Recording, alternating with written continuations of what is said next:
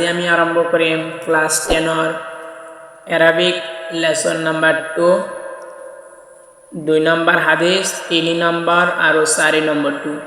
আমাক বহুত ছাত্ৰ ৰিকুৱেষ্ট কৰিছে স্যাৰ এই তিনিটা হাদিস দিব লাগে অনুবাদ সো আজি মই আগতে হাদিসটো পঢ়িম ইয়াৰ পিছত অনুবাদটো দিম সো ষ্টুডেন্টস তোমালোকে মনোযোগ সহকাৰে চাবা ভিডিওটো স্কিপ নকৰিবা যদি স্কিপ কৰা তেনেহলে বুজিও নাপাবা ক্লাছত যাই ছাৰৰ আগত ক'ব নোৱাৰিবা আৰু পৰীক্ষাত লিখিব নোৱাৰিবা তো মই আশা কৰোঁ এফালৰ পৰা মনোযোগ সহকাৰে চাই যাবা তো চোৱা আমি এতিয়া 2 নম্বৰ হাদিসটো পঢ়িম ইয়াৰ পিছত 3 নম্বৰ 4 নম্বৰ পঢ়ি কিনে আমি তোমালোকক ইয়াৰ অনুবাদটো দিম তো 2 নম্বৰ হাদিসটো হল আন আনাসিন রাদিয়াল্লাহু তাআলা আনহু قال قال رسول الله صلى الله عليه وسلم والذي نفسه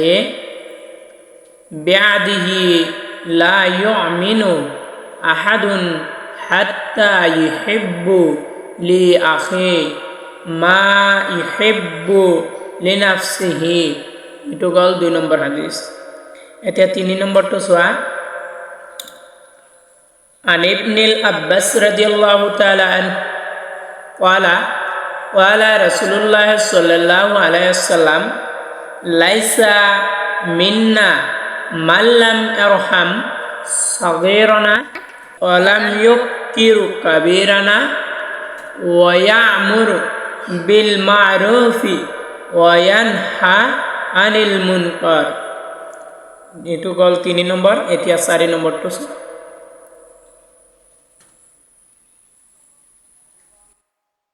আৰু হেতু হৈছে 4 নম্বৰ আন আব্দুল্লাহ বিন মাসউদ রাদিয়াল্লাহু তাআলা আনহু قال سألت النبي صلى الله عليه وسلم أي الأعمال أحب إلى الله قال الصلاة على وقتها قلت ثم أي قال بر الوالدين قلت ثم أي قال الجهاد في سبيل الله itu 4 নম্বৰ হাদিস গল এতিয়া অনুবাদটো চাব পাৰিবা এতিয়া অনুবাদটো চোৱা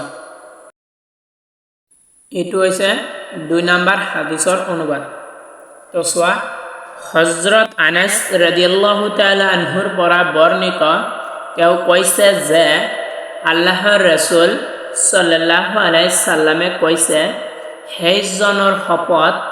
যাৰ হাতত মোৰ প্ৰাণ সেইজনৰ শপত যাৰ হাতত মোৰ প্ৰাণ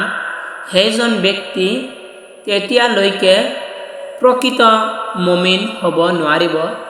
যেতিয়ালৈকে তেওঁ নিজৰ ভাৱে যি ভাল পায় হেয়া তেওঁৰ ভায়কৰ বাবেও ভাল নাপাব এটো 2 নম্বৰ গল এতিয়া 3 নম্বৰটো চোৱা 3 নম্বৰটো হল ইবনে আব্বাস ৰাদিয়াল্লাহু তাআলা আনহুৰ পৰা বৰ্ণিত তেওঁ কৈছে যে আল্লাহৰ ৰাসূল সাল্লাল্লাহু আলাইহি সাল্লামে কৈছে সেইজন ব্যক্তি আমাৰ দলভুক্ত নহয় সেইজন ব্যক্তি আমাৰ দলভুক্ত নহয় যিয়ে আমাৰ সৰুক মৰম নকৰে আৰু ডাঙৰক সন্মান নকৰে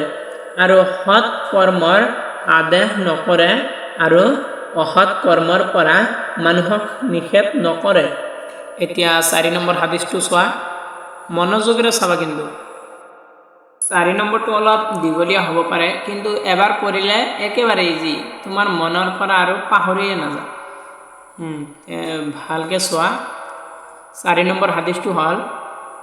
আব্দুল্লাহ বিন মাসউদ ৰাদিয়াল্লাহু তাআলা আনহুৰ পৰা বৰ্ণিত তেওঁ কৈছে মই নবী কৰিম সাল্লাল্লাহু আলাইহি সাল্লামক এই বুলি প্ৰশ্ন কৰিছিলোঁ যে আল্লাহৰ ওচৰত কোনটো কৰ্ম আটাইতকৈ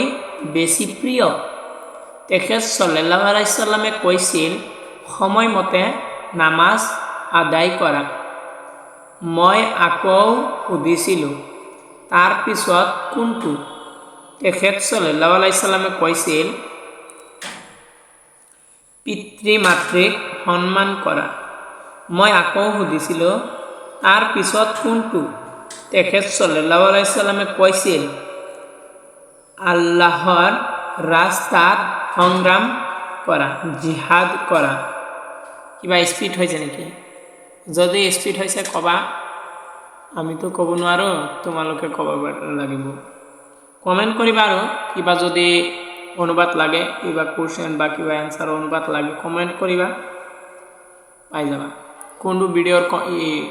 ভিডিঅ'ৰ অনুবাদ লাগে, কোনটো ভিডিঅ'ৰ এনচাৰ লাগে কমেণ্ট কৰিবা, পাই যাবা।